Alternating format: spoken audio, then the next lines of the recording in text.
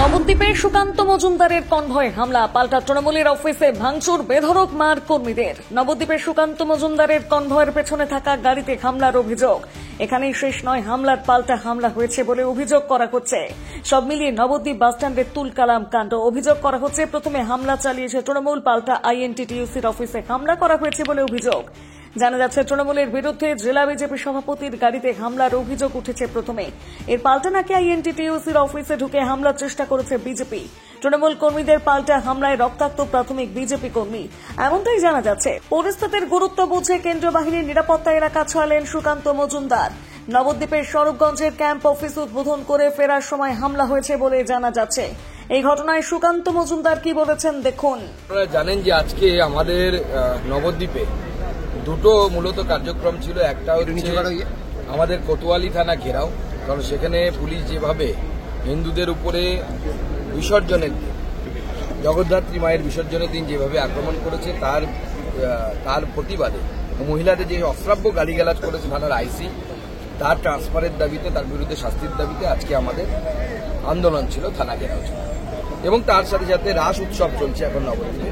সেই রাস উৎসবে আমাদের বেশ কয়েকটি পুজো মণ্ডপে থেকে আমন্ত্রণ ছিল, সেখানে গেছিলাম আমরা। বড়মার ওখানে গেছিলাম, বড় শ্যামামার ওখানে গেছিলাম। এবং তারপরে কিছু আমাদের বুক স্টল আছে, সেই বুক স্টলের উদ্বোধন বা ফিতে কাটার জন্য আমি এসেছিলাম। যখন আমরা বড় শ্যামামার ওখান থেকে বেরিয়ে আমাদের সরকারপাড়া বুক স্টলের দিকে যাচ্ছিলাম, সেই সময় আমরা জানতে পারি যে আমাদের কনভয়ে দুটো গাড়ি বা তিনটে গাড়িকে তারা পিছিয়ে পড়েছিল, অন্য রাস্তায় ঢুকে গেছিল। এবং যখন তারা জানতে পারে যে তারা ভুল রাস্তায় ঢুকে গেছে, তারা গাড়ি ঘোরানোর জন্য, ওখানে বাস স্ট্যান্ড ছিল, সেই বাস স্ট্যান্ডে ঢুকে গাড়ি ঘোরাচ্ছে। কেন তারা গাড়ি ঘোরাবে এই অজুহাতে তাদের গাড়ি ভাঙচুর করা হয়। আমাদের জেলার এই দক্ষিণ জেলার যিনি জিএস শ্যামাপদ বিশ্বাস, তাকে মারধর করা হয়। আমাদের ড্রাইভারদেরকে মারধর করা হয়। নবদ্বীপ টাউনের প্রাক্তন সভাপতি শশধর নন্দী, তাকে মারধর করা হয়। যুব মোর্চার একটি ছেলের আকাশ, তার মাথা ফাটিয়ে দেওয়া। এবং আমাদের উত্তর নদিয়ার জেলা সভাপতির গাড়ি, তিনি সৌভাগ্যবশত আমার গাড়িতে ছিলেন, গাড়িতে উপস্থিত ছিলেন না, কিন্তু ওনার গাড়ির পুরো উইন্ডস্ক্রিনটা ভেঙে চুরমার করে ড্রাইভারকে মেরেছে। এই ধরনের ভয়ঙ্কর পরিস্থিতি, যেখানে গণতন্ত্র নেই, শান্তি শৃঙ্খলা বলে কিচ্ছু নেই, অ্যাডমিনিস্ট্রেশন বলে কিচ্ছু নেই, এই ধরনের পরিস্থিতি তৃণমূল কংগ্রেসের তরফ থেকে তৈরি করার একটা চেষ্টা করা হচ্ছে। শোনা যাচ্ছে সাহেব বলে নাকি কোনো একজন তৃণমূল নেতা আছে যে বাসস্ট্যান্ডটা সামলায় মানে ওখানে করে কমে খায় আর কি, চুরিচামারি করে খায়। তার নেতৃত্বে এই ঘটনাটা হয়েছে। আমরা পুলিশকে বলেছি, আইসি আমাদেরকে কথা দিয়েছে যে ভরসা রাখুন। তিনি আমাদের জেলা সভাপতি কথা দিয়েছেন যে উনি নাকি ব্যবস্থা করেন। উনি ব্যবস্থা করলেন, না হলে আমরা ব্যবস্থা করবো, চিন্তার কিচ্ছু নেই, আমরা ঠিক ব্যবস্থা করে দেবো। কি দিয়ে করেছে?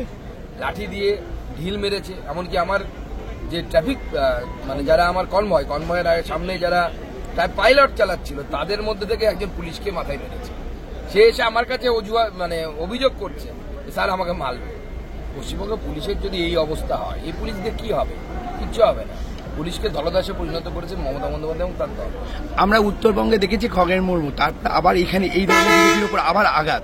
কেন এরকম বারংবার আঘাত আনছে? আঘাত এই জন্যই হচ্ছে, মানুষ কখন আঘাত করে, যখন আপনার সিকিউর অবস্থা, অর্থাৎ আপনি হাজার টাকা কামাচ্ছেন, কোটি টাকা কামাচ্ছেন, বালি, সিমেন্ট, ইট, গরু, পাথর, কিছুই তো বাকি নেই। সেখান থেকে যখন আপনার সেই মৌরসি পাটটা যখন খতম হয়ে যায়, যখন শেষ হয়ে যায় মৌরসি পাটটা, তখন আপনি অন্যকে মারতে যাবেন, কারণ আপনার রোজগার বন্ধ হয়ে যাচ্ছে। এই মৌরসি পাটটা আগামী দিনে তৃণমূল কংগ্রেসের 26-এর ভোটে শেষ হতে চলেছে। অলরেডি দেখতেই পাচ্ছেন, সব লাফালাফি শুরু করে দিয়েছে।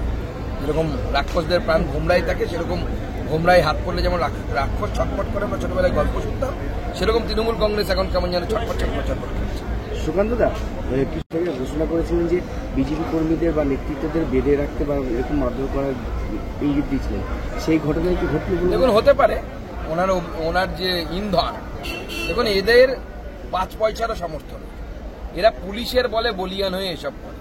পুলিশ যদি বলে দেয় যে হ্যাঁ ওরা আপনাদেরকে মেরেছে, আপনারা আপনাদের হিসেব বুঝে নিন, আমরা কারো বিরুদ্ধে মামলা করবো না, কেস করবো না।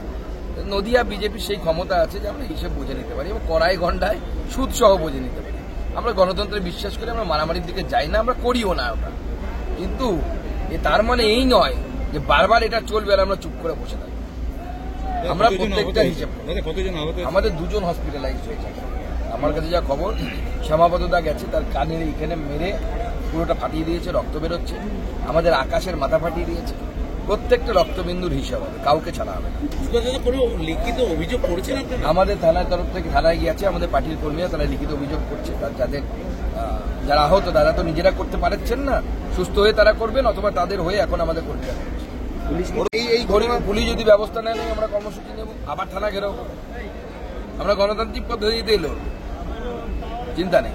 তবে এইভাবে যদি বারবার আমাদের কর্মীদের উপর, আমাদের নেতৃত্বদের উপর হামলা হয়, তাহলে এরপরে ঝান্ডার সাথে ঝান্ডাও রাখতে হবে নিজের সুরক্ষার জন্য। আর কি করা যাবে যখন পুলিশই সুরক্ষা দিতে পারছে না, নিজেই অসুরক্ষিত পুলিশ, তখন আমাদের কি নিজেদের ব্যবস্থা নিজেদেরকেই করতে হবে। সুকান্ত মজুমদার যে আক্রান্ত হচ্ছে, তার কনভয় আক্রান্ত হচ্ছে, সেখানে দাঁড়িয়ে সাধারণ কর্মীদের কি অবস্থা বলে আপনাদের মনে হয়? সাধারণ কর্মীরা জানে তার জবাব কিভাবে দিতে হয়।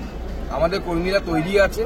সমস্যা আছে পুলিশকে নিউট্রাল করে দিন, আমাদের কর্মীরা হিসাব বুঝে নেবে কোন তৃণমূল নেতার কত বুকের পাটা আছে আমাদের জানা আছে। আরো ভালো ভালো খবর দেখতে সাবস্ক্রাইব করুন বাংলা হান্টের ইউটিউব চ্যানেল। বাংলা হান্টের আরো খবর দেখতে নজর রাখুন। বাংলা খবর মানেই বাংলা হান্ট।